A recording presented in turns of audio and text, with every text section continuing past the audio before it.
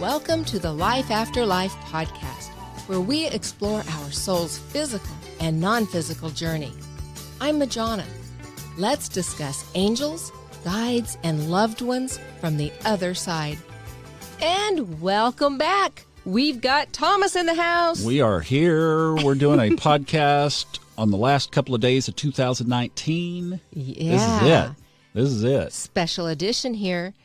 So what do we do on these last couple of days? Well, we've got information for you. Some thoughts and ideas of things you could do for New Year's meditative celebrations. So this question came from Satch, and I'm really excited. What great timing, actually. So what do you do on New Year's Eve? She was asking, are there any rituals that we do? And, well, yes, there are. And we actually have quite a few. So we got to talking about it and decided to share those with you. And what's interesting, too, is coming from two different perspectives. Majona brings one thing and I bring another, and we've morphed and blended them. So, one of the things you can think about on New Year's Eve would be kind of similar to what you might do on a full moon, which is when we release things. So one of the things that Majona had experience with that I didn't was the burning bowl ceremony. Right, and there are so many ways to do this. You maybe have seen it or experienced it with a group, and Thomas and I have done it with a group, but you know what? We kind of like just doing our own, just a simple burning bowl. And the bowl is the toilet bowl. No. Yeah. We have a, Majona got a little fire pit for the back patio. It's, one of those round fire pits, and we use that. But there have been times we've been, like my absolute favorite was in Sedona, and it was snowing like this white out nearly. It was crazy. Yeah, that was the year right after we met. So how do you do a burning bowl? Well, okay, I'm not a detail person, so I think there are many. More than I am. Yeah, we're in trouble. Those little details are really up to you. Do you do it inside or do you do it outside? Do you actually have flash paper? Do you just use notebook paper? Those are the details that just don't matter. What does matter is the intention. So what my preference is to start at least that morning or the day before. So I can really put thought into this, and we're not rushing through it at the last minute. But you want to make two lists. One list is everything you want to release because it's no longer serving you. It can be a habit. It can be a thought process or an action. Anything at all that doesn't serve you. The other thing is, nature abhors a vacuum. So when you release certain things, you need to fill that space with intentions of what you want to bring in. If you're not specific about what you want to create, it's like going into a restaurant and looking at a menu and saying, oh, just give me something, because you are at the mercy of the waiter, the waitress, the cook. So be specific as to what you want to bring into your life with a separate list. So then, obviously, once you get that releasing list complete, then in a very safe way, obviously, you can burn that. Now, some ceremonies there's some kind of a flash paper, I guess, that's made for this that you can write on. Right. And it goes real quick, and it's clicking out. If you use just a piece of copy paper from, grab off your printer kind of thing, or rip a page out of a notebook, that burns a lot slower, and you can have sparks. So be real serious. I mean, be careful, especially if you're outdoors or if shingle roofs are around, that kind of thing. Yes. So my preference is, before I burn that, I want to look at that again and read it, either to myself or out loud. A lot of times these are personal and you just want to do it by yourself. But I want to go through it and I actually imagine myself just releasing it. What does it feel like to not have that any longer? So this is a process. It's not just a real quick thing. You're setting intentions for a whole year. And obviously the emotion piece that you're talking about there is absolutely key. I love what you said. Feel what it feels like to not be attached to those things anymore. It's very liberating. Then you get to have some fireworks. Light that puppy. Burn, baby, burn. Burn, baby, burn. And in that, I always do that, whether it's a full moon or New Year's Eve, burning bowl, is do that with my mood is not celebratory. And maybe it could be. And there's nothing wrong with, if you feel happy about, hey, burn, you sucker. But mine is more solemn and it's more introspective of, just like doing the work, being serious about it. So that's my preference. That's how I do it. Okay, so then what do you do with the intention list while that's burning? Do you do anything simultaneous or do you just let that burn and expire? When do you bring the intentions back in? I prefer to let that completely burn. I want that completely out of my space. It's gone. And then I pull out my other list and read those things one at a time and feel the accomplishment of those.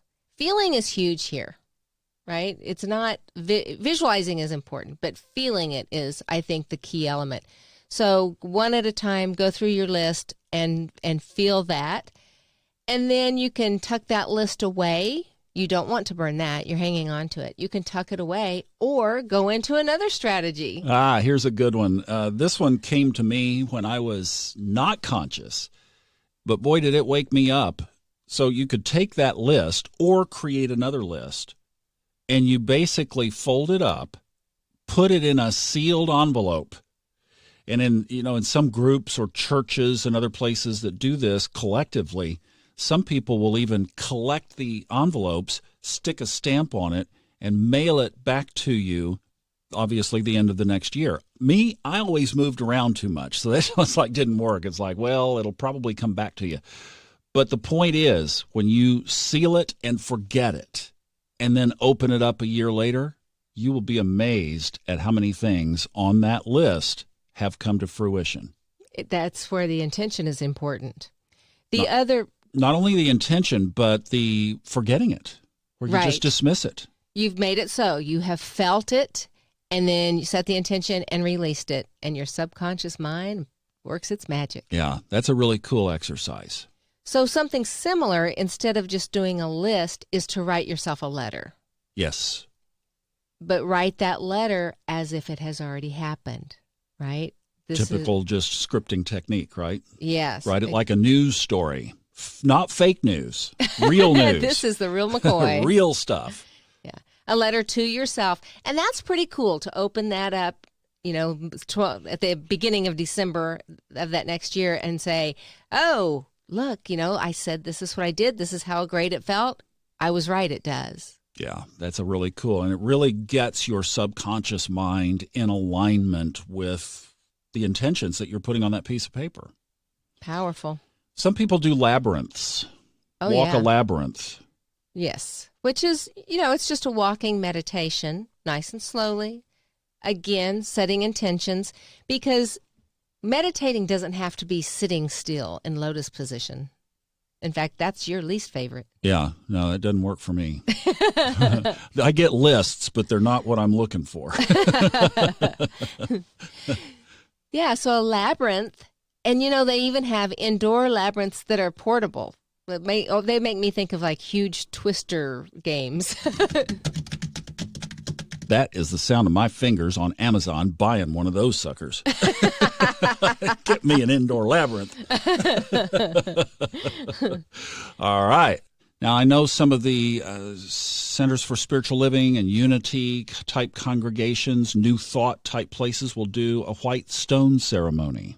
I've heard it just called your word of the year in other. Yeah, that's cool. Yeah, in non-secular areas. So it's during your meditation, while you're walking the labyrinth or while you're in some sort of a meditative, mindful state, just ask your guides, ask the universe, whatever your belief system is, God, what is my word for the year? It's a theme. What word will carry me through as a guiding light, so to speak? And it's really kind of cool what shows up. Be open, be really open, because very often it is not what you think it would be. And then you write it you take a thin-lined pen and write it on a stone. You can write it on a stone or a tile or something that's not going to get crumpled up and thrown away. And that you can keep around, so you put it on your nightstand or your dresser or your bathroom area where you prepare for the day, just something where you can see it. See it or carry it around, stick it in your pocket or purse or something too. I love how that sets a tone for the year, and it gives your subconscious. We talk about subconscious programming techniques as adults. These are some great ones. This next one comes from my past. So when I went to one of the big churches in Dallas back when I was in that phase, they always had a New Year's Eve service. And the pastor there said, basically, I'd rather spend my New Year's Eve on my knees before God. And the idea there is there's so many things that you can do on New Year's Eve. And I always loved, first of all, just that honoring of higher power, higher source. You can go out and play on amateur night. You can go out and do all kinds of crazy stuff. You can go to bed at 8:30, 9 o'clock and sleep right through the whole darn thing. But just to be in that space of honoring our source and our journey in what is kind of a quiet, calm, solemn, reflective space, candlelight. We probably will do that here if we make it to that hour, which is 50-50 or less 8 chance. o'clock maybe is a good bet. Beforehand. Doesn't have to be at that moment. But it's just honoring the completion of a season and setting intentions for the next season, obviously next year. Now, something is really cool that's shown up in the astrological chart is, as I was doing my Fun Astrology podcast, there were all these aspects and all this stuff to talk about until about last Friday. And then the chart just went solemnly quiet. And I didn't have anything to talk about. It's like Silent Night. Had covered everything. And I thought about it, and exactly. I just thought, you know what that is? It is the entire sky, the energy of the sky, going fairly quiet ahead of this very ominous stuff that's getting ready to happen, which we've been talking about in other places. But this energy of Saturn and Pluto and this lunar eclipse that's coming up on January 10th and Uranus turning direct again on January 10th. I mean, there's a lot of stuff that just boom, boom, boom, rapid fire starts to happen right after the new year. And it's almost like the heavens are just saying, silent night. Yeah, it's offering a contemplative space. Giving us time to quiet and to go in. So I did that a couple of nights ago and had I've got to say, it was some of the most powerful, internal, just opening up, dialogue, stuff coming up, out, intuition pouring in that I've had in a long, long time. Love it. And I was like, wow, this is cool. Because I had just done that podcast. I was like in that space. Oh, that was strong. Wow. So I think my advice over the next couple of days would be reflective. I agree. And, society makes the new year a big party, consciously and subconsciously, we're releasing Old Lang Syne, right? And we're bringing in, it's a celebratory thing. So your whole psyche is prepared for this. It's a great opportunity to maximize and capitalize what you're going to accomplish in the next year. And that, I do think, whether you choose to do it New Year's Eve night, or maybe you have plans that don't involve bed at 8 o'clock or 9 o'clock. Cancel them. But I do think even if you choose to do it on New Year's Day, that's fine. But it's the intention and the seriousness. It's the commitment to your growth and the life that you're creating. Very well said. However you choose to spend your New Year's Eve and New Year's Day, we wish you the very best, happiest, merriest, safest, joyous-filled year possible. Absolutely. Happy New Year. And until next time, namaste.